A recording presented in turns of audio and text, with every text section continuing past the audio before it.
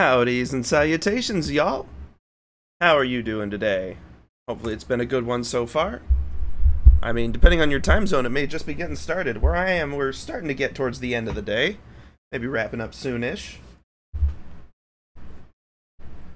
Never as soon as I oughta, but, you know. I think that's worth it, though. You get to live more life when you're awake than asleep. Although sleeping enough doesn't improve the quality. So, it's a trade-off. It's always a trade-off. Okay. But, despite never spending time as wisely as I ought to, and I think we've all been there, I did manage to get a little bit of practice in and find some interesting tutorials on faces. Now, I mean, there's a million and one tutorials on faces and different methods to go at it. And honestly, I don't even know necessarily if the new methods that I've looked up are going to be more helpful or if they're just refreshing me enough to try something again. But let's crack open Miquella, see where we left him. Okie dokie. So we actually have an okay face outline here. I think the neck maybe turns in a little too much. But like proportionally, the hair angle makes some amount of sense. Hairline's probably a little high, truth be told, for this head. Just thinking this arc maybe needs to be down a little more. That's okay though. Let's see. And just go to the hair rough. Do we still have this on our nice, yeah, 68 across the board. Always like that one. Shows up good on stream. Fun to use with the pencils. I think we were actually using the tilt pencil on this, although not the green. What happened to my 68s across the board? I could have sworn I just saw that. Was it set by tool? It's probably set by tool. And this was probably done at like, well, not a 6, but maybe a 5. Knowing me, I'd choose some weird number. Okay, cool. There we go, done! Wasn't that worth a month of prep? No. Let's see, hairline a little lower. Let's just bring this arc down a little bit. Doesn't have to be anything crazy. I don't want to mess with the like overall flow of the hair shape. I just think having it a little bit lower, just a hair lower, will be a little better. Okay. We got our face rough for hair placement, which is actually not a terrible face rough in general.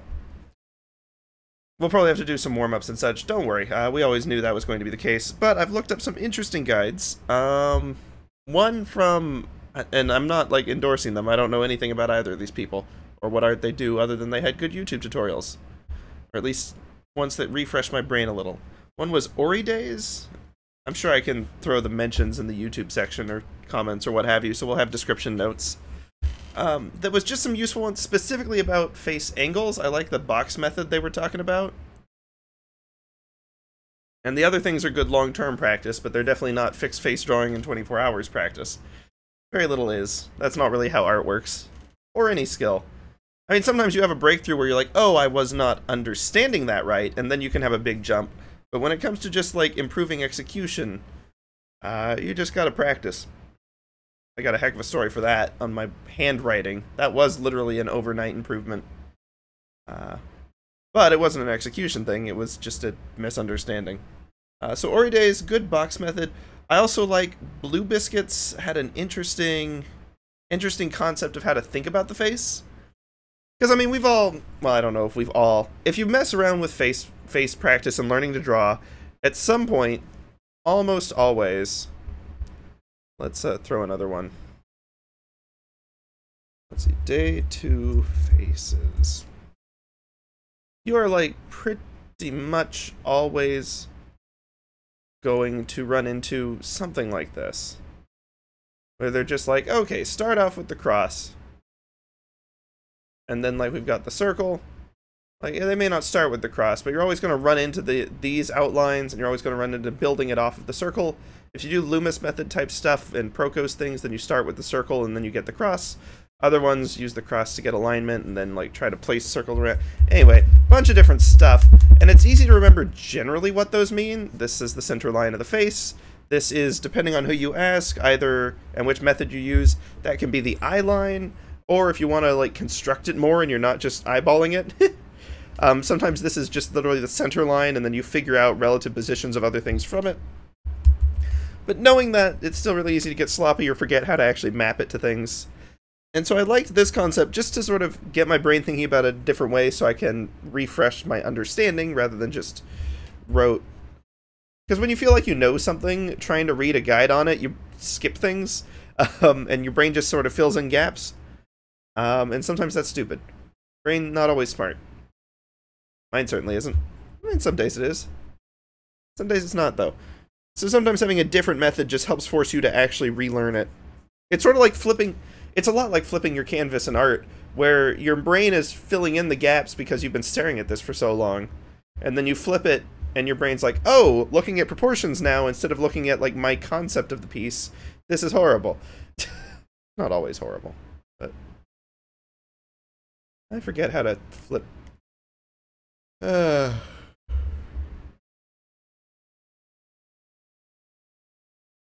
forgot that I moved some taskbar down here that used to have the flip command in it, and I don't know where I put it.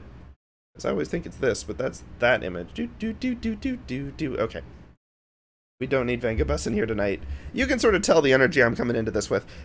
But hopefully it'll still be good. I find that the first 15 minutes of a stream pretty much never indicate how the rest of it's going to go. So, day 2 faces, resetting brain, realigning with what we were talking about. Yes, it's like flipping the canvas. Learning a new method to do something you already know how to do is often the same way. Like, it's not necessarily that the new method is better and the old one's worse. It's just that it forces you to start from a beginner perspective again and fill in some obvious gaps that you were glossing over. So I like this method because it still has the cross and the orb, but the way it frames dealing with the face proportions I find makes a little more sense logically, or at least it doesn't require massive like time sink constructing it in order to get something that looks decent. So we start with our circle, we don't make it a stinking crazy oblong thing. Okay, good. My cursor's in the right mode. And then they were looking at it as a sort of mask. And I've heard this method before, or heard people talk about that before, but the way they applied it was interesting because they really did cut it off at the hairline, which isn't usually, I see people like mapping it like all the way up to the skull or whatever, but having it cut off at a rough hairline is interesting. And then having it basically be like a 3D where it's like folded paper almost, was I believe the term they were using. So you end up with something more like this, which admittedly in this case is too extreme of a fold and things like that, but it's a different way to think about it, and you can already start to get face-like proportions in this. Like, you could start building out nose, we could start building out eyes, probably a little too low on the face. You can think about how these things are going to connect, get necklines in there, and like that is so much faster and so much less technical than like the Loomis head where you've got your circle. You make sure you get the arc of this line just so, which, by the way, for a constructed thing, having to, like, eyeball this line stinks. Because figuring out the curvature of the head is, like, the second line is not as easy to do. That's the issue with a lot of tutorials, too. And, you know, it's something that you can improve with practice, but I think that they need to address it, because it's what messes up, it's one of the many things that messes up early face practice. There's a million and one things. Faces are complicated, and there are focal points so people look at them and notice problems. But like trying to actually match these two shapes, the cross form, with the actual angle of the face, is not something that people can just up and do. If someone just says, "Oh, find the center line," and you're looking at a face, like your instinct is not going to be quite where it actually is, and it's definitely not going to nail how it travels across the back of the head. There's a lot of different things that could be. So yeah. Anyway, but we've got this. We trim the side off. We make sure that we've got roughly 2/3 in the middle, 1/3 trimmed off the edge. We have to sort of simulate that in the back. This is also about 2/3 high with 1/6 above and below. Make sure that this is also trimmed but parallel to this side as it should be. Like it's a good method, and it's actually like if you're trying from the very beginning, it's having all these technical precision things is helpful. It gives you a foundation to work off of rather than just the abstract sense of face. But it's also a long time, and it doesn't necessarily map well to real faces. Like, it'll get you close, but if a person has actual, like, face variants, it makes it easy to get too attached to the structure and not pay attention to what you're actually looking at. And so then you construct this sort of, like, semi-ideal face, which I'm not doing because I'm not, like... You've got, like, I don't know, stinking eyeline there, I guess. Yeah, because eyeline with the bottom. No, wait. Yeah, brow line, bottom of nose line, it's not eyeline. And then chin line. There we go. And then up here's the fourth one. We've got sort of hairline, which you can already see these aren't parallel, so I'm doing something wrong, because these ought to all be parallel. And, like, you know, you just end up with so much stuff. You've got nose, you've got mouth, which doesn't align with the circle behind it. So it's easy to forget you haven't done the mouth yet, in my experience, which admittedly, I'm not going to pretend I'm a pro. Some of this is griping just because I haven't practiced enough. I acknowledge that. And so, I don't know, we've got, like, hair or something. And, like, yeah, you can construct a face like this, and you can put more detail into different things to make it actually look good. But, frankly, I suspect you can use this same... Also, because you have to keep trimming the edges of the sphere and stuff, it's actually, in my experience, edge size almost always ends up wrong proportional to other stuff until you get practice to know how to apply it. Because you think, like, oh, this is the size of the head, judging roughly off the shape of the face, and it's like, no, it's actually, like, thinner and much taller than you're gauging, so it's just things to think about. But we go over here, we can get our skull. Wow. There we go. We still have to figure out some of these guidelines. Like, there's just not really getting rid of that. But being able to, if you have a reference, to just look and use a focal point you can actually see, being the hairline, that's so much more, like, of an easy reference point for a lot of different faces and things that you're observing. Like, that gives you something so much more tangible to work off of, even if it's less mathematically nice. We can sort of have, like, I think in the video, Blue Biscuit was just sort of eyeballing the eyeline as being roughly a third up the circle. It's going to depend a little on the angle of the head, so you can't give a hard and fast rule there. Kind of curves. And then you can follow the silhouette of the actual face reference you have, rather than having to construct these ideal proportions, or identify that you need to shrink the proportions by X amount. And so yeah, I'm not going to pretend that this is, like, perfect. And I'm sure that I'm going to mix it up, but... like, I don't know, I feel like this is just a lot more intuitive to when you're actually looking at someone. Like, this is going to fit a lot more what you actually see. And then, yeah, obviously, different techniques for different people. I've had great progress from the Proco stuff in past experience. We've got this sort of mask, so if you rotated it, it'd be easier to sort of see relative positions of stuff on the mask.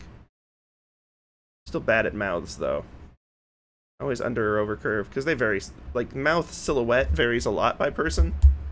At least in my admittedly limited experience. And so you can, like, get placement of stuff more easily because these are known focal points and you can see it relative to the mask. And I don't know, I do visualize pretty well in 3D space, so the ability to rotate the mask, for whatever reason to me, is easier than having to rotate this whole constructed form. And we can even, like, make this similarly detailed. Again, I'm not pretending any of these are quality drawings, I'm just sort of running through it and practicing myself.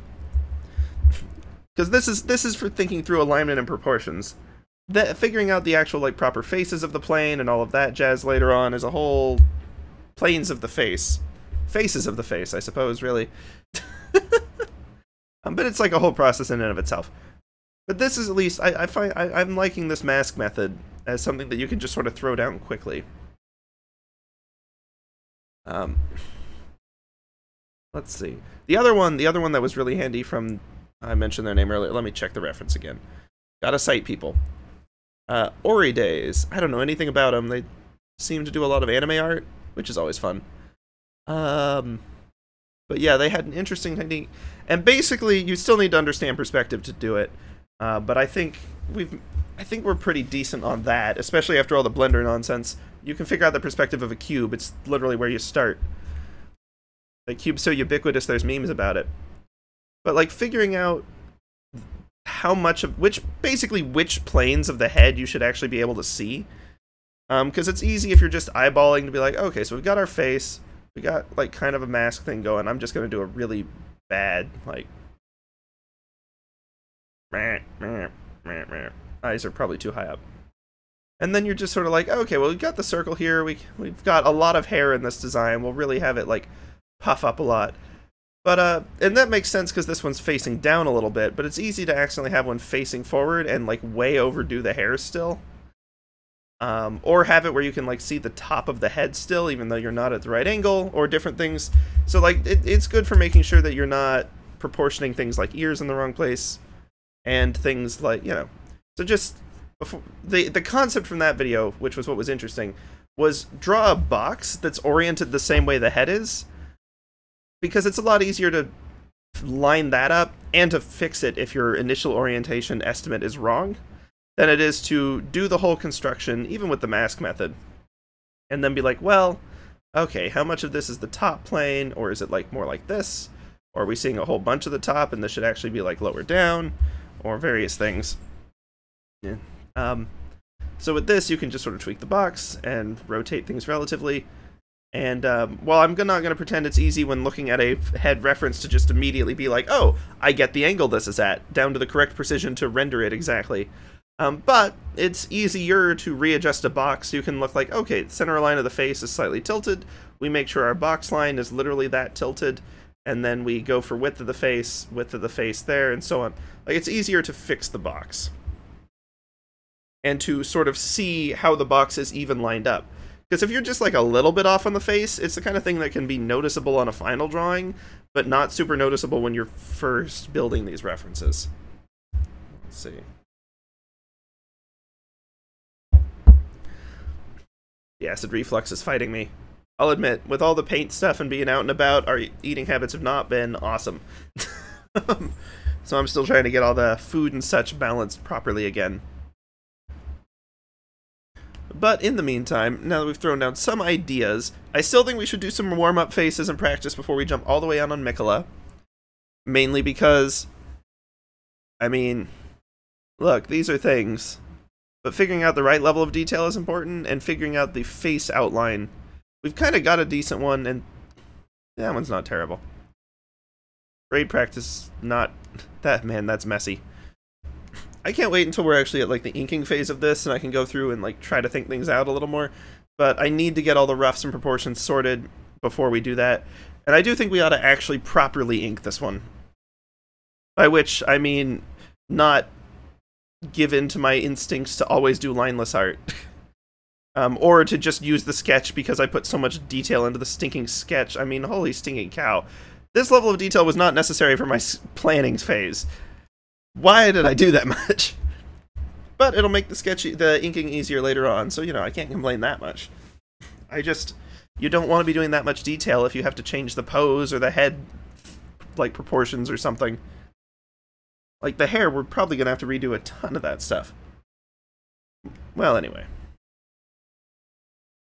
The other challenge here, and this is going to be the biggest challenge for this piece, and it's the reason I've been, I won't deny, procrastinating or trying to bide my time, however you want to frame it, on actually dealing with the face, is because I'm not sure what degree of detail is going to be fitting. We talked a little last time about how the degree of detail and which details you emphasize are especially noticeable on the face, and especially easy to get wrong, because so many of the face details, they don't just have, like, representational of, like, literally you're like, oh, an eye, that's an eye, I get it. So many of them have symbolic meaning, because we pay attention to faces and we draw faces a lot, so we've built up a lot of recognizable symbols around them.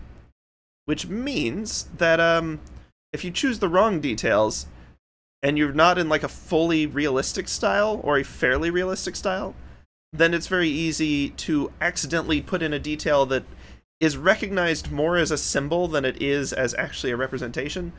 For example, like, because I mean, if you want to think about anime faces as a very, not simplified, but streamlined approach to faces, they have certain things they prioritize because they show the emotion more. That's why you have really large eyes, it's why you have really expressive mouths. And, like, noses I mean, it can tell if you have a bad smell or like scrunching or whatever. There's plenty of emotion you can do with a nose, but it's not like the most critical, so it ends up falling by the wayside. Not because it's bad or because the art style forgot it, but because it's not important for the emoting. I mean, even going back to classic 3D animation with VeggieTales, they made the same choices. Heavy emphasis on a reactive mouth, very heavy emphasis on detailed eyes compared to everything else. If you actually look at that style, there's so much more going on in the eyes. VeggieTales is fun and actually, like, just stinking quality media. Like, dagnab, they did good. They're good. I don't know about the new one. I've heard less than stellar things about the new one, but the classic ones, like, quality. Also, like, look, not to get into politics. I never want to get into politics or, like, anything like that on stream. But regardless of faith, because I know, you know, VeggieTales is like a old, like, Christian learning movies, and I know those don't always have the best reputation. But VeggieTales was, like, the more general morals that are useful for everyone. It wasn't specifically, like, believe this exact tenet. It was more of, like, how to treat people well. They're good. And humor's solid. I don't know. I went back to watch some of them because I'm a stinking nerd.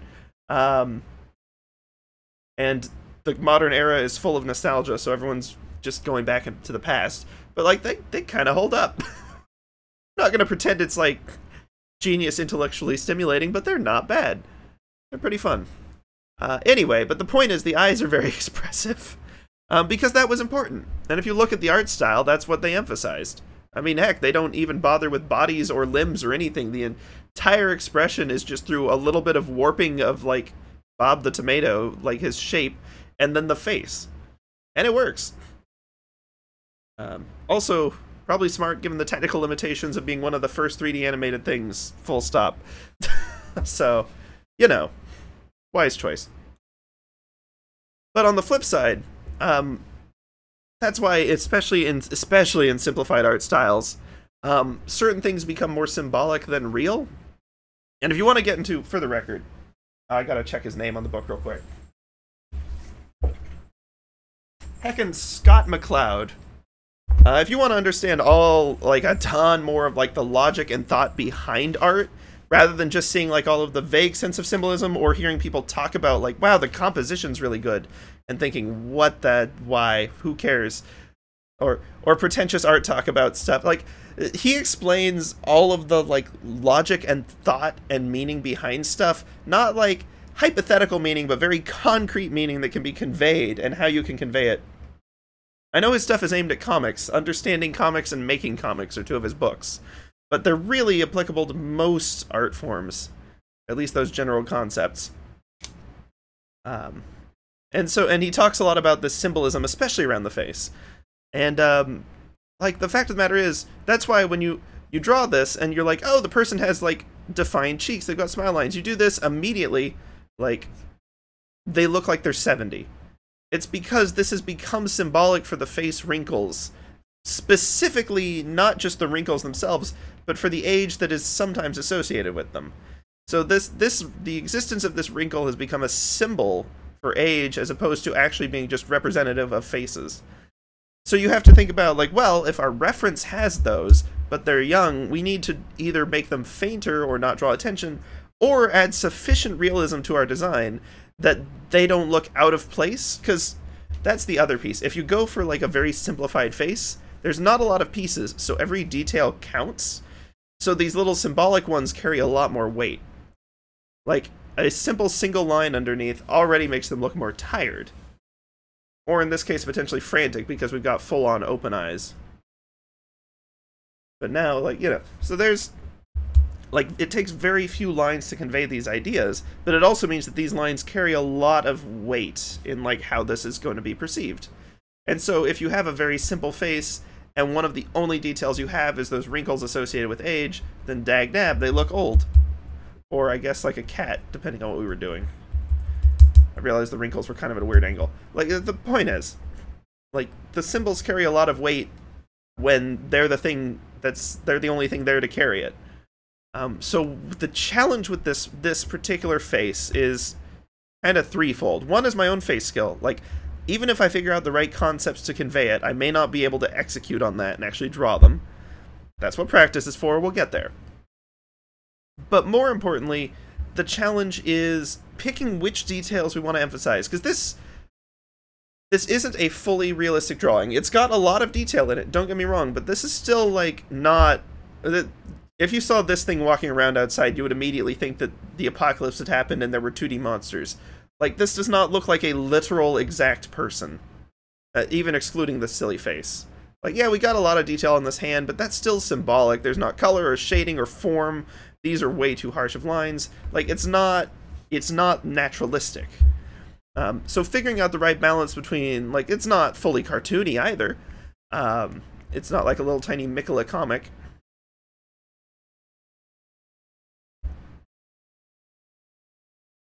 Like, you know, we could have something very, very, like, very simple, but that's clearly not what we're doing here either. So finding the right level of detail, how realistic should it look? Not fully, but to what degree, so that the face doesn't clash with everything else. And then once we sort of, or like, it's going to be simultaneous to an extent, but while we're working on that, figuring out how much detail to include, we also have to figure out which details to include. Because since we're not doing naturalistic where we include everything, and even then in naturalistic ones they still will tweak things and adjust lighting and shade and so on in order to convey meaning more clearly. But especially since we're not naturalistic, we need to be very thoughtful about which details we choose and how we convey them. And frankly, that's a skill set that, despite having spent like a year on, like, the problem is it's like a year and a half on and off, I haven't been able to consistently work on faces. And my style I keep messing with my style so much that I'll like sort of make progress on one, and then I'm like, oh, I want to try a different way to represent it. And so I lose some of the like experience with specific ways of conveying it. I won't deny that my practice has had some flaws, especially around faces. But that's why it's something that I want to continue to work on. But it's also why I've been dreading this since before we even started Miquella, and that was in, like, March. So, I've been dreading the face streams since February, at least. So yeah. That's sort of the problems we're tackling, and it's why I'm spending so much time practicing and trying to practice representing real faces.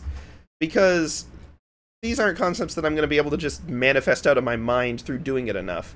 Or at least maybe you will, but it's going to be stinking slow and boring to do that. A waste of everyone's time, including your own. That's why I want to go to Pinterest and actually look at real faces. Or not Pinterest. I mean, we can do line of action. There's a ton of tools for this. Pardon me. Sorry about that.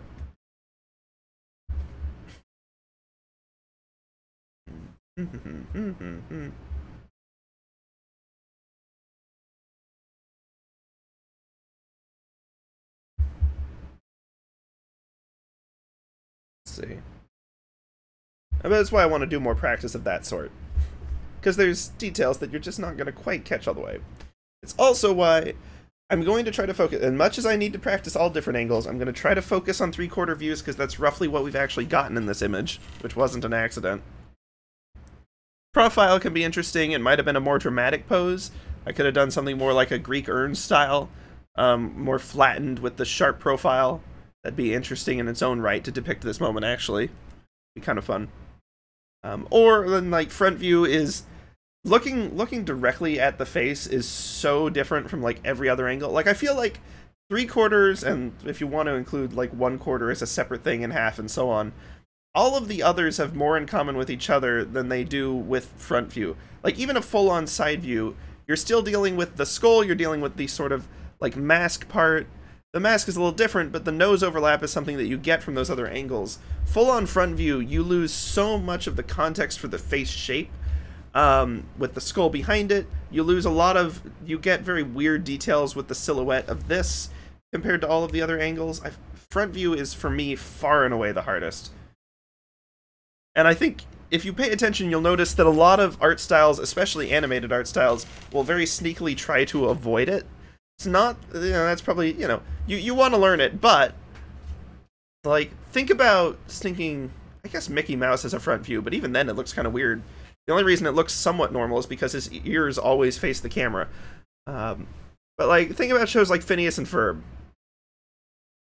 Like, Phineas never looks directly at the camera, or almost never. Partly because, you know, it's a show, they want you to be immersed, they don't want to break that, so they're not going to look straight at you and break the fourth wall unless it's intentional. But also, like, the majority of the poses in action convey much better on his face from other angles. His character design is designed with the concept in mind that he's mostly not going to be staring right at the camera. I mean, they've had moments where Ferb does, and it looks off-putting. It almost breaks immersion just because of how stylized the characters are, and that's not a criticism of that show. I love that show. I'm excited that they're rebooting it. But, I guess that's me talking a lot. Because part of it is, you know, you always want to justify, like, I expect stuff's not going to turn out great, so I want to explain why. But also because if we run into issues, I want to be able to tangibly point to, like, okay, here was the cause, and here's something we can do about it. The second is more important than the first, honestly. The cause is less important than identifying what we can do. It's just that a lot of the times you need to know the cause to identify what you can do. Funny how all that works out. So, looking at this, I mean, even just looking at this, because we already did that face silhouette, which is still going to need some work. Like, I think that's probably a little too wide, and that's probably a little too far back. But, like, I don't know. It's, we can line up some of the features just, like, right out the gate. Let's see, we've got ear line there. I think this is supposed to be... yeah, I'm not entirely sure. I didn't do the normal alignment lines on this one that I would do if I actually constructed it, so I shouldn't... This is literally a halfway point. It's not what I would normally call the brow line. Technically, that's what you would expect to be the eye line. But oftentimes for, again, cartooning styles, we go a little above it. But, like, the features are basically in the right place already. They just, you know, obviously having them in the right place isn't the whole problem, or else this would look good. This does not look good.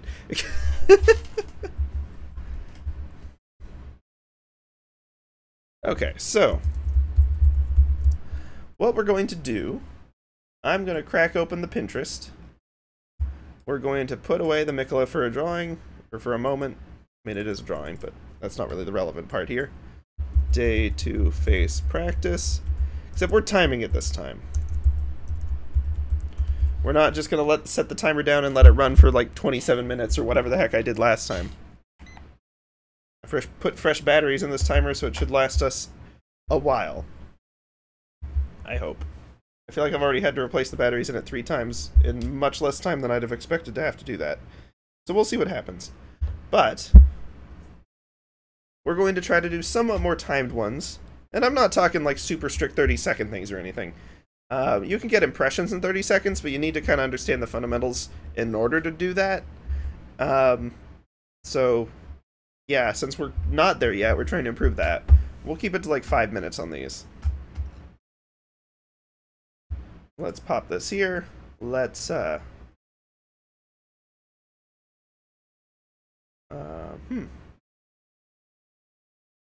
what exactly did I do with my own... Whoops. Here's Pinterest. And I have a thing called Pinterest window capture. I'm not sure why it is not capturing the window.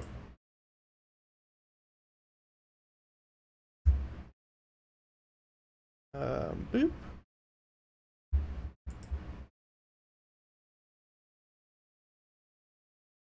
Did I pull it off screen? Who knows. Let's just add another one. Window capture. Okay. Yeah, that one. Boom. So here's a couple of fun face references I've saved.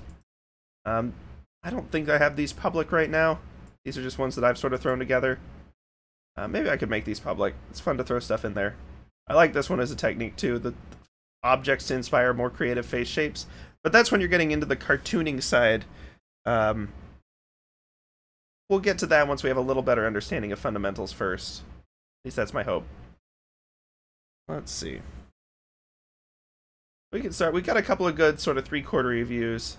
This one's a little too face-on for this, and I think these ones are as well. That one, maybe. This one's a good side view. This is good 3/4, 3/4, 3/4, and obviously 3/4, 3/4. So we got a couple we can do here. I feel like we've done this one before. Nothing wrong with that, of course. Ah. Sorry. Got itches. Stinking butt itch. Yeah, I guess I need to moisturize or whatever. Ah well, we'll deal with that some other time. That is not a today problem. And I don't want to sound like a stinky Doctor Who villain. So, instead of sounding stinking horrifying, let me make sure I've got my cursor in a place where I'd expect, make sure we're not covering the canvas in weird ways. Oops. Whoops. Interest one first. Yeah, there we go. Cool. So that should be reasonable. Okay. So if I'm to go in here, we're going to get our pencil. We're going to think about circles. We're going to undo the circle. Let's set ourselves a 5-minute timer. Just see how far we can get in that time. I'm hoping it's going to be too much. Honestly, I'm hoping that's too much time.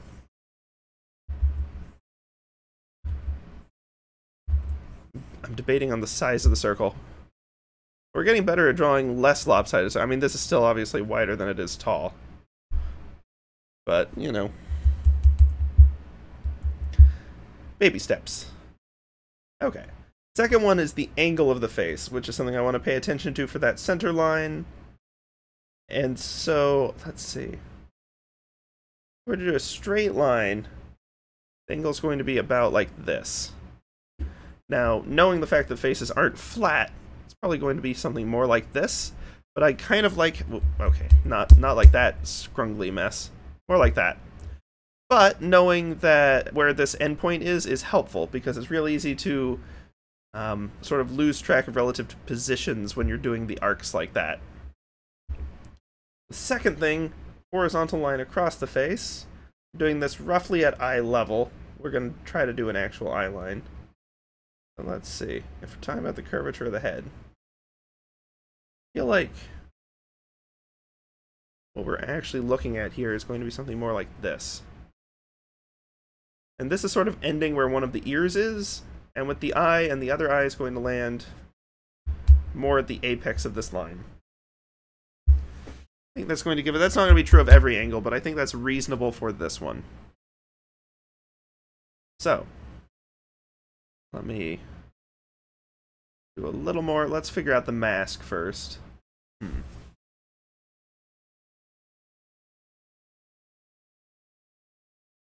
Ow. Okay.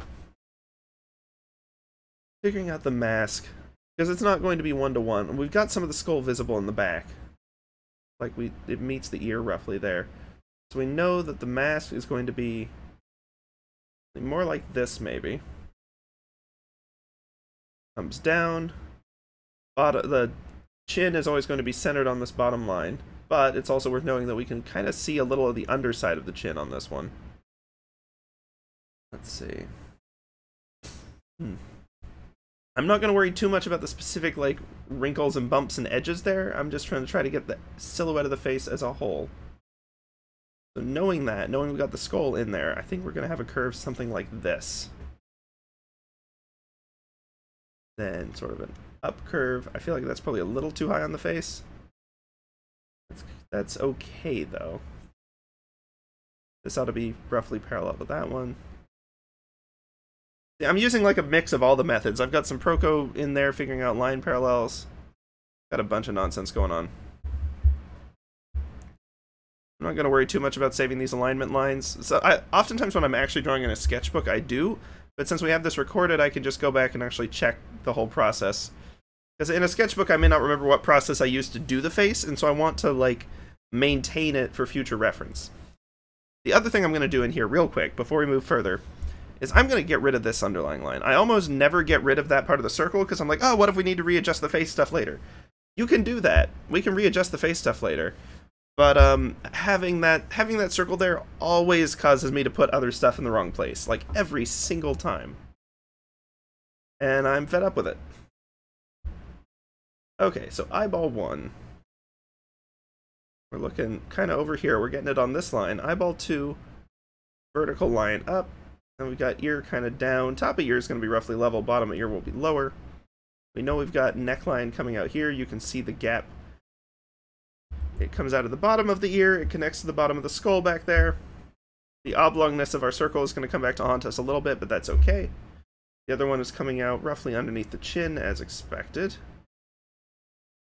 Sort of get the collar thing going there. We haven't got a lot of that in the reference image, though, to be fair. And I'm not going to pretend this is perfect proportions. Like, I can tell we're a little off. The neck feels too narrow. But let's see if we can't get something that is reasonable. Okay, so nose, going to be following this. Bottom of nose is a little below the bottom of the ear, so we'll aim for somewhere around there, maybe. Yeah. This will be arcing in at the eye, arcing out at nose. I always go back and forth on ways to depict the nose, because the nose just doesn't have a lot of straight edges. So, like, figuring out where to put lines on it is very much an interpretation thing. Oh, jeepers, the timer's gone off already? Okay. I think that we're making good progress on this one. I'm going to give us another 5. We won't go crazy on it. Got mouth position.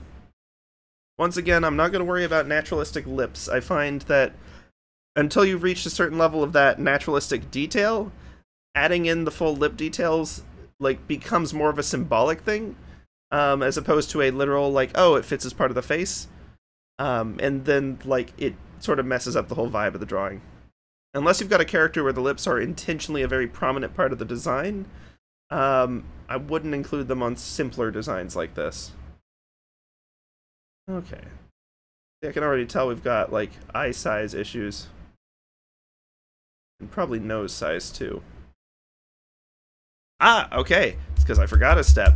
We had our rough eye placements, but what we didn't do was, now that we've got this stuff sort of lined up, we need to actually carve out the real shape of the face. Because the edge of your face is not going to be a perfect curve like this. This looks like that, like, person who does parodies of WikiHow articles where the characters have, like, 13 fingers on their hands, and the eyes are just a little too far apart. That's intentional, though. Those are funny. Let's see. Okay, we've sort of got a brow line. We didn't figure one out precisely. We're going to arc in towards the eye. We're going to arc back out and sort of pick this up where it left off. And then we can curve in more. It looks like he's got like a slight bump around the side of the mouth. Nothing too crazy. We can try including that, and if it ends up being too much a defining piece and we don't want it to be, then we can lose it. Okay, so we've got eye. It's a fairly narrowed expression with these eyes. Not like super wide. You can't see the top or bottom of the iris. But it goes all the way from here to the bridge of the nose itself. So it's possible we need to adjust the bridge of the nose placement. I always end up needing to adjust that. Sort of keep this, once again, very low-key, and you can sort of, like, get the tired vibe. Like, he doesn't look super tired in that picture at a glance. It looks like more of a smolder-type expression, but if we include this little detail of the under-eye line, he immediately looks exhausted in our drawing, so we have to be careful about that. Another one of those very symbolic details. Okay, let's see. Again, I've got my irises of different sizes. That's never great. Oh, this sort of comes off the nose, arcs over, points to the top of the ear, which I think we ought to get in here at this point. We won't do anything crazy for the ear. There's always, like, the level of detail for the ear is another crazy thing, because you can just, an ear can be literally just like stinking squiggles, and it's recognizable as an ear. I mean, you can do that, like, thinking, meh, ear, meh, definitely ear. Singing Simpson character, like, you just, it doesn't matter. Ear lines are so, like, they're like the free space of drawing, I feel like. Unless you're doing, like, once again, like, if you're aiming for a more naturalistic piece, then none of that's, or a lot less is symbolic free space. And a lot more is just like, oh, naturalistic, that's what it looks like. was worried we had the hairline too high up, and I stand by that concern. But the hair is going to come out above the skull anyway. I'm not going to have too much, but like definitely more on the front. We've got kind of the soft curve where the apex is kind of a flat section here. We'll arc it up there. We'll remove that last little bad skull detail. And we'll clean up this cut a little bit. Now note, this has gotten out of parallel with the eyes, which is not what we want. I think the eyes are probably a little too tilted in practice. And the hairline was actually more correct. But we'll run with this for now. It's got kind of like a little bit of it that goes down there, just like very faint.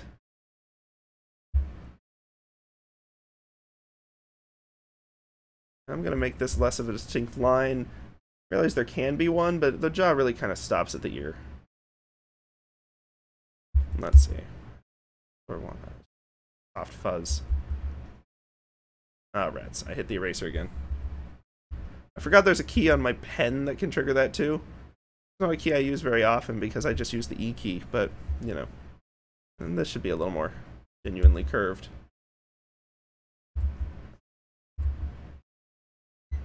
Let's see. There we go. Timer's going again. And like this, compared to where we were yesterday, is this a perfect face? No. Is this recognizable? More so. There's still stuff we need to tweak. Like the face is probably a little too, like the face part, not like the overall thing. I feel like the face itself is a little too wide. I do think this eye, like it's still aligned much better though. Like we don't have the face and middle of head syndrome that you end up with like this. Like this eye actually being in the center of what we see as the silhouette is about right. I do think we've got the angle on this a little wrong. And obviously we don't have like full-on shading and like the other contour and planes of the face. You can sort of see like there's areas of shadow where this would be underneath. We didn't get the eyebrows fully in here. I always manage to make like very mismatched eyebrows when I'm rushing. Like, we can just sort of... I did it again. We can just sort of, like, get you in shadows if we want. But once again, shadow adds a level of naturalism that we may not have been aiming for. At least, like, softer gradiented shadows do.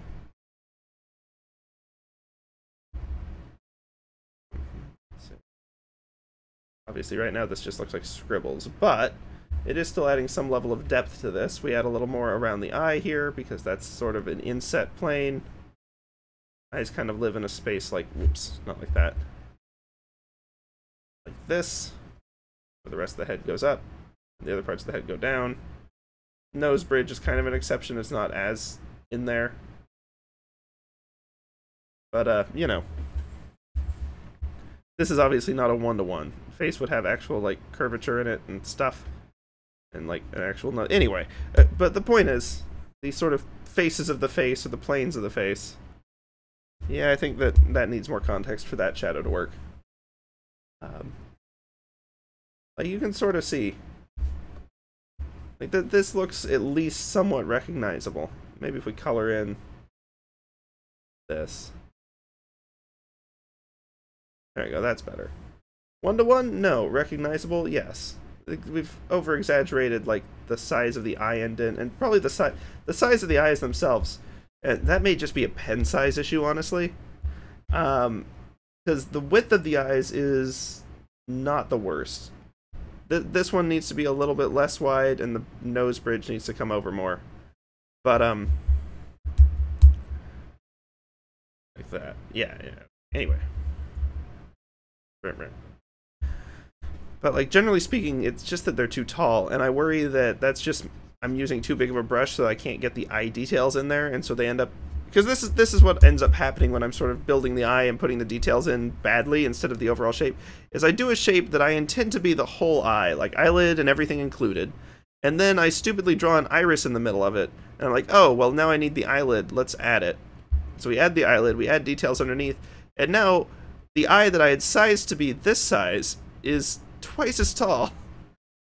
And, I keep doing that. I should stop doing that. Here, I'm gonna leave my notes. This is a notes kind of day. Okay, let's look at another one of these. Oops, that's my overlay. Let's look at the actual, yeah. Let's see, we'll mix it up a little bit. We can get this guy. That's a dramatic one. And I like it. I love the face he's making. Just funny. Right, okay, hold on. Let's see if we can't avoid some of this white space. There we go, that's a little more efficient. Oh, jeepers, 8:55 already.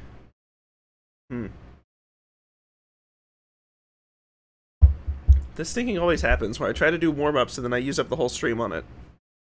Well, tell you what. I'm going to go do our quick water break. Because I feel like I'm going to end up rushing this one if I don't do that. So I'll do the quick break. We'll come back. We'll do this one as a warm-up. And then we'll take a crack at Miquella. We've got a few possible reference options for that. I'm going to actually... Yeah, since we'll do the break at 9, let's go ahead and pull up some of these. I think it's on my desktop, actually. Need to move it. I've got a bunch of junk on my desktop now. Okay, Miquella refs. Want to get that one where we actually have the face. It's not a lot, but it is something to go off of. I mean, we could just sort of...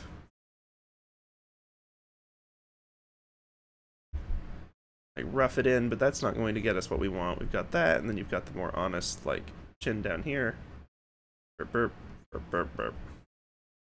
Curve 1 goes up to roughly the height of the brow, so that's a little too tall. Curve 2, more like up here. Like, peaks at that side. Okay. Get rid of this line, we get rid of this line, and we go to the shorter one. Got, like, I don't know. Overall curve of the face. There, it's a fairly flat face on this statue. I don't know if that's like an age thing or just the way they decided to model the statue. I feel like it's like a child proportions thing they're going for. Because it's more of an overcurve nose, it's not an undercurve. You can see the whole bottom because we're below it. A very neutral expression and sleepy closed eyes, which prevent me from getting quite as out of hand with my eye height problem. I say, putting the eyes at the wrong level and wrong width. There we go. We got like loose brows,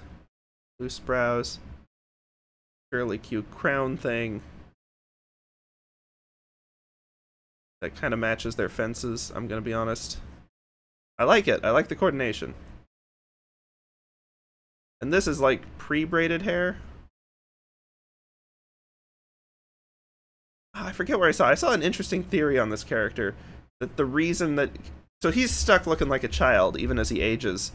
And he also has, well, he or she or they, depending on how you want to ask. Because in addition to multiple forms and all sorts of various demigod power nonsense that happens in Elden Ring, because of course it does. Got just like an arm cutting this off, I guess. Whoa. I didn't realize you could make a guide just by doing that. I'm glad you can undo that, though. Threw me to the paper layer, though. Holy cow.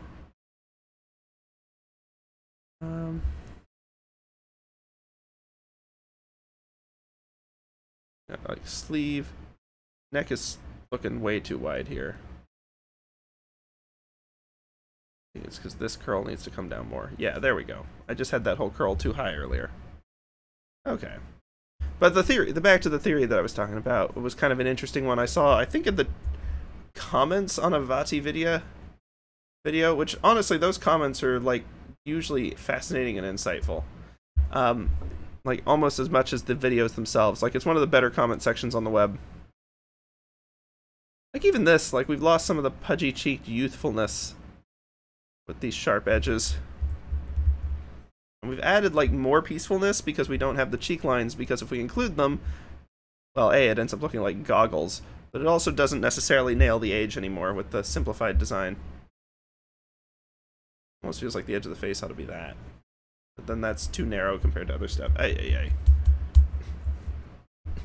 Anywho. Oh, and the crown really ought to follow the actual curvature of the head. Okay. The theory that was interesting is the reason this character has extremely long hair and all of the braids later on is, well, it's because that's the only way to indicate their age, is the hair continues growing. Everything else, like, stopped aging at looking like age 10 or whatever. Because of stinking course it is. It's an anime-based game, to an extent. It takes inspiration from some anime. I'm not saying it's based on an anime or it is, like, super anime in general, but, like, it's got its influences. Mostly Berserk. But anyway, the point is, the length of the hair and having really long hair is the only way to actually indicate the age of this character. So, seeing this statue as pre-braided would imply that it's when they're actually still pretty young. Which is interesting, because Miquella already looks like she's, like, 30. So I don't know how the whole aging thing works in their world. Because Miquella's hair is long in this, don't get me wrong. But it's not, like, 30 years of hair long. And Miquella is, like, a full-grown person at this phase. So I don't know. Maybe there's more going on. Maybe we've read too much into the lore and found an inconsistency. Maybe that wasn't even supposed to be a thing of the lore. I mean, with, you know, stinking FromSoft lore is always a million miles deep, and at some point you're not sure you're actually digging anything real out. You might just be trying to interpret the mud. Okay. Barring that, we'll come back. Got a signature down there I totally forgot about. That's on some other layer I've lost entirely. This is the problem with leaving a file and not touching it for like 3 months. This is one of the many problems. I keep finding layers I didn't know about. Okay, but we'll take our break. We will come back. We'll do another 3/4 view with this face, which is a very interesting one. Less defined for the mask, which will be interesting, but should be a good way to practice chin. And that's always worth doing. So, we will come back on the flip side in just a couple minutes and keep on going. And then I do intend, by the end of this stream, to have at least an attempt at an actual Miquella face. We've been doing so many warm-ups. We've been doing so many preps. We'll pull out our references. We'll have a go at it. It may not be our final one, but as I quote this constantly, and I still don't stinking listen to it in my writing or in my art, it's you can't edit a blank page, and it's much easier to see what's wrong with something than it is to hypothetically imagine in your head what you ought to do. So just throw something down, and then your brain will be like, ah, that looks stupid, and you can fix it. If you don't throw something down and you're trying to tweak it in your head, it's going to stay in the abstract, and you're going to be lost forever trying to nail down details that aren't even there. Because I think for most people, unless you've got like an eidetic memory and a brain that thinks similarly, you'll find that the level of detail in your mind does not match the level of detail of reality. It'll feel like it does until you really try to zoom in and be like, oh, cool. Like, I mean, they talk about imagining an apple and whether you see it as, like, lines or color or various things. I know everyone visualizes stuff differently. But this is even more specifically, like, if you imagine an apple, okay, quick, you know how they always have, like, lumps around the stem where it sort of goes in and there's, like, waves? How many of those are on it? You zoom in and you're like, oh, blurry, fuzzy picture, not actually real. Or, like, what's the texture of the apple's surface? How many, like, lighter spots does it have? Are they large or small? Like, you can, as you refine it, you can get more, but as soon as you move on to another thing, you've probably forgotten how many bumps there were already. You're not going to be able to visualize that whole thing in your head unless you've got a very strong visual sense. And even then, once you get it visualized, being able to execute all those details perfectly on paper is going to be a stretch. Like, until you have a really strong actual, like, mental model of an apple from practice, either observing them or drawing them or some other thing that causes you to really have to pay attention to all of that, your brain's just storing, like, the loose kind of idea of an apple, and it doesn't really care about the details. Because, you know, that's a lot of effort to spend visualizing it. It's not literally RAM, but it's like wasting all of your RAM on visualizing an apple when you could be remembering important things. Like, your brain doesn't care until you train it, like, oh, I actually need to know exactly what an apple looks like for whatever reason. And that's true of literally anything.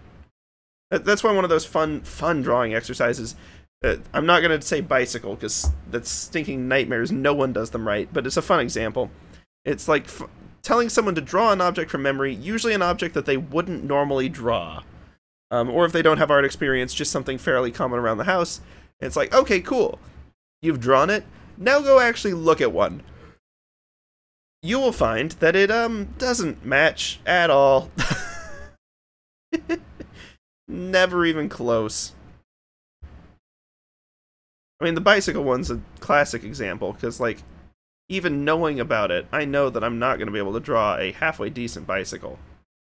Because there's, like, I don't know, a stinking pedal on this or something. I'm not going to bother putting this stuff in proportions. Much. Got a seat.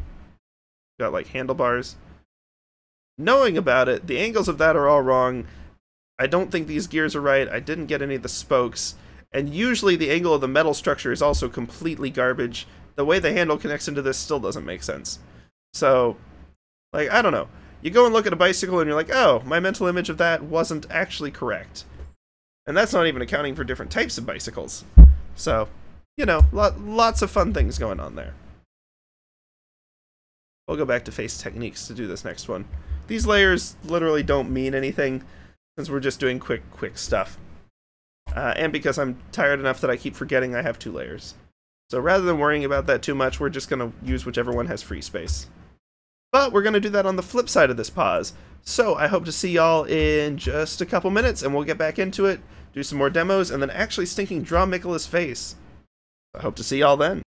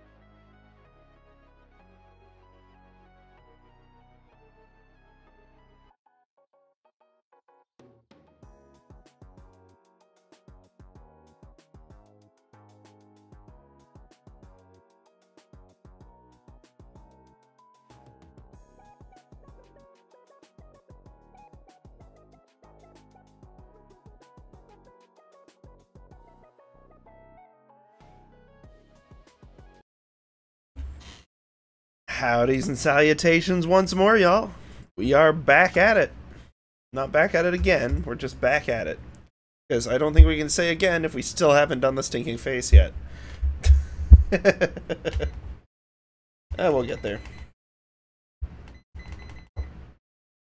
I'm gonna give myself 10 minutes on this one, that way we match what we did before. Especially because this is a funny and expressive one. Oops. I'm gonna chuck our pen size down to 3 too. Let's get ourselves a little bit of a finer point. Forces me to not just muddle stuff in shadows when it's not working right. And then I'm gonna kick that timer off. I know I cheated and drew the circle first, but there's not really point wasting time on that. Okay, face angle. Ooh, a fairly flat face on this one too. The angle helps with that. So we've got roughly this. That's like a slightly too slanted. More like this. Okay. Knowing that the nose tip is going to be arced out further, but the rest of this face is actually fairly, because of the way they've got the chin pulled up, and the brow furrowed, it is fairly flat along that center line. It's kind of neat. Got a fairly high hairline, which is going to make the mask part interesting. I don't want to overthink the mask too much, but let's see. I'm going to sort of make the bottom of it. I need to go back and review that tutorial by Blue Biscuit, I believe it was. We got this for the top. I need to make sure I'm not doing these things relative to this circle, but to the face at large. Because we've got bottom of the ear, and then it's like a deep, and then a swoop up. And my question is, do I include chin? It feels like its own plane, and I feel like it doesn't necessarily need to be part of the mask as is. However, I also know that my up swoop, and in fact a lot of these proportions seem to be just wildly off right now. So let's take ourselves just a step back. We got our skull. We can shave a little bit off, but we're not doing Procoat method. Oh right, eyeline. Eyeline is a helpful reference to have. Eyes are really very level, only slightly tilted down, so we're going to aim for that. And then we're going to rethink all of these lines. This isn't a vector layer. What am I doing? My brain's all mucusy today, so it ain't coming up with thoughts properly. Remembering to do things. Oh well. Okay, so now that we know where the eyeline is, we have a much better reference for things like this. And knowing that the ear and the back, well, because this circle is theoretically in this sort of design supposed to be the skull. And so that's there. So really the edge of the mask isn't going all the way to the edge of it. It sort of comes out to here, like a little below the eyeline, and then arcs down away from it. But then I feel like, oh, okay, it's not a vector layer, dagnabbit. Because this center line isn't in the right place. It's the right angle, but relative to the skull, it should be way over here. Not literally in the center, because this isn't facing us directly. It's in the center of the face, but not the center of our drawing of the face. It's a big difference between the actual thing and our model of it.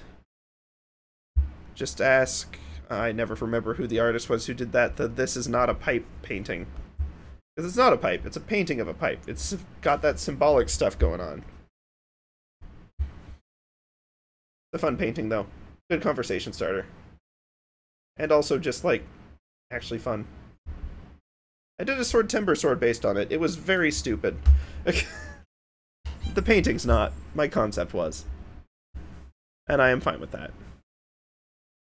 Okay. We got kind of wide. So the bottom of the chin's gotta be not necessarily this far down. I mean, looking at the arc of the skull, the bottom of the chin really ought to be here. It's just that this thing arcs way up. It's kind of arcs down and up. There we go. Okay. I'm having to use that mix of constructing it, using these sort of guidelines, and also relative positioning. Okay, and we're just going to try to get the outer edge of the mask for now. We'll refine it in a second. And it comes pretty high up. Arcs, and then this sort of peels back in. Should be peeling back in at eye level, or well, above eye level, here. Goes up, arcs with the mask. So we can sort of see with this that the mask separates from the skull, and actually like the neckline connects way back here. The ear connects way down here because of the angle we're at. Outer edge of that ought to be more flat. It's fine. Neckline sort of coming up down under this. Got in that shirt. That shirt is like slightly too tight to be flattering. That's not a bad look. And I mean, he's definitely leaning into a silly look on purpose. I love this reference.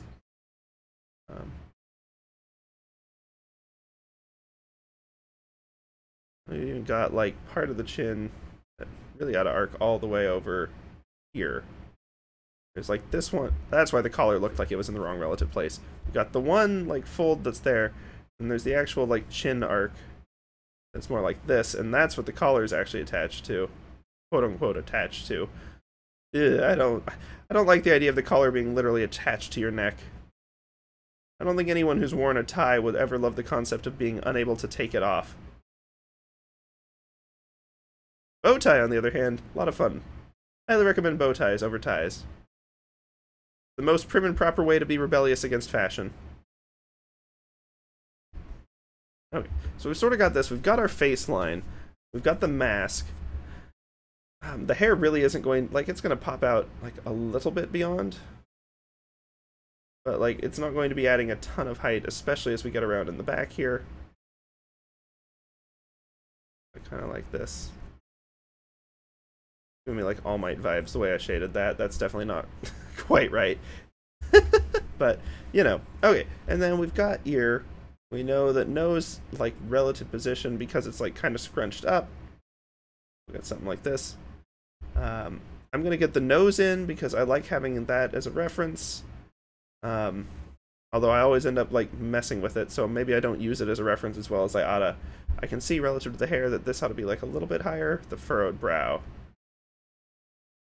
I like that. And then let's actually figure out carving out the edge of this face a little bit more. Curves in, and then the more, like, not a consternated look. I just love the word consternated. I haven't thought of it in a very long time. Well, let's see. I feel like this arc's not quite enough, actually. Like, it ought to escape from the skull a little bit more. And then, like, kind of smooth this, and then wider. More like that. Meh, meh. And again, we don't have to get exact proportions. We are still essentially cartooning this. Because if I add this line, it's going to add probably more age than we want. Although, given that this is a character who looks to be, you know, beyond middle-aged at this point, like, maybe we can lean into that a little more. It doesn't look as out of place. But also, because we've got more precise details on the nose and on this brow, we can sort of get away with more of that stuff. Okay, so we've got this brow over here, too. And the brows ought to generally point at each other. Or at least point in the same way. So there we go.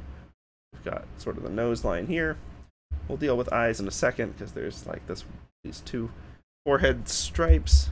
Which, again, normally that's probably not an important detail unless we're trying to convey age, or the fact, in this case, that the expression is so scrunchied up.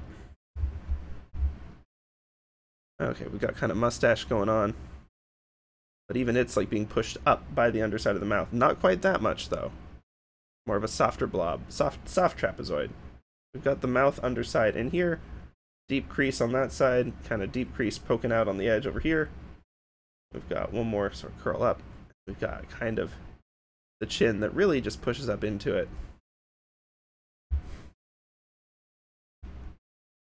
I like this mustache. Kind of fun. Very classic one. I don't know that we actually need the nostril in there. I don't know that that adds a whole lot. This kind of double line on the nose that I've accidentally done from Bad Habits kind of works. I'm liking the structure that gives to it. Because it looks like I've actually, like, caught the highlights. You can see in the reference that this is a brighter spot, and, like, the top of this nostril is a highlight, too. So that worked out well. That's just chance, though. I can't take credit for that. Okay, so we've got overall triangular eye shape. Let's see. He's looking at us. Doesn't have much in the way of eyelids, but he has a little bit more here, which again, I don't want to go into too much or it's going to make him look tired. But we have enough other details that it's not the dominant feature anymore. And so this is probably getting closer to the level of detail we'd actually want for Miquella, which is worrying because we're going to have to generate a lot of these concepts rather than using them from a ref. But that's why we use multiple refs. So we don't have to worry about that one. I like how big this eye is. It really adds, like, it still needs the spike to kind of parallel that other one in shape. And it goes down, and then we've got this. But then there's just, yep, pupil. We can sort of like rough in.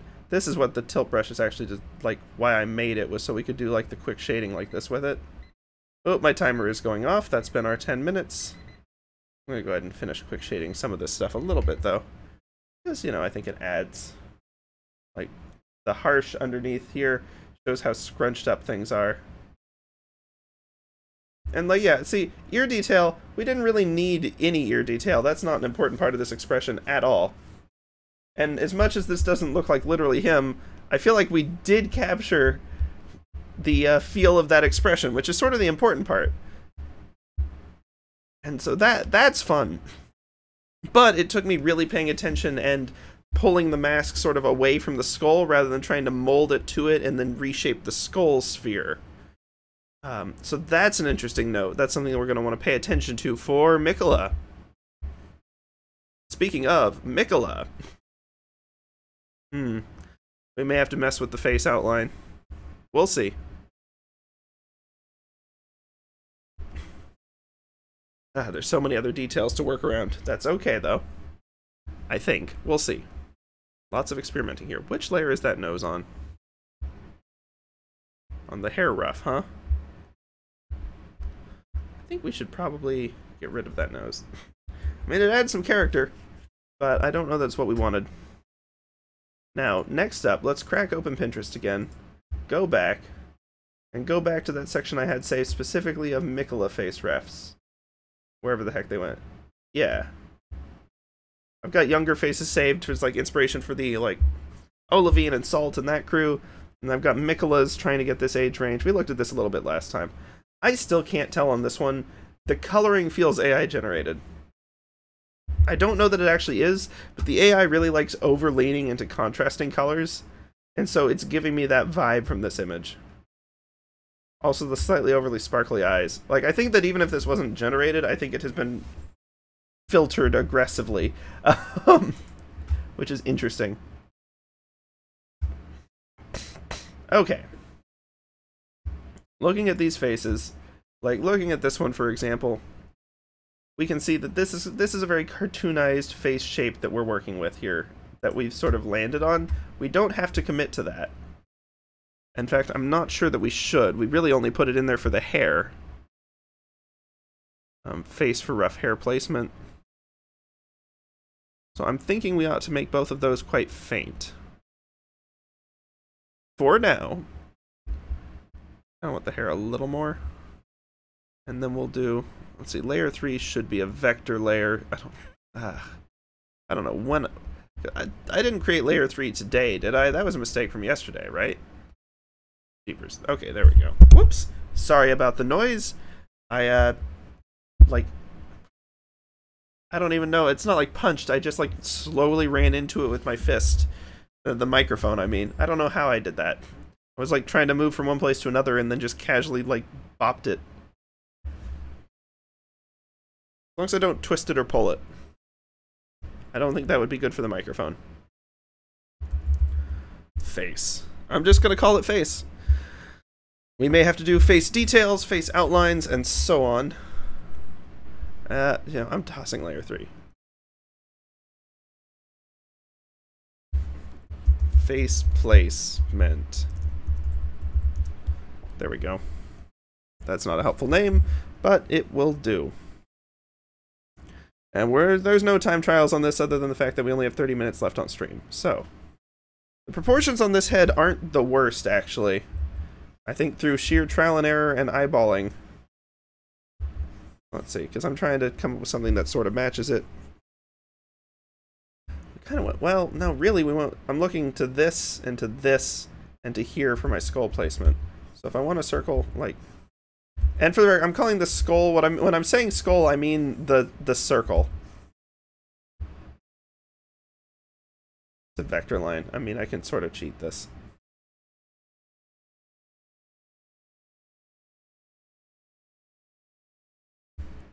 I could have done much better with the actual vector tools. I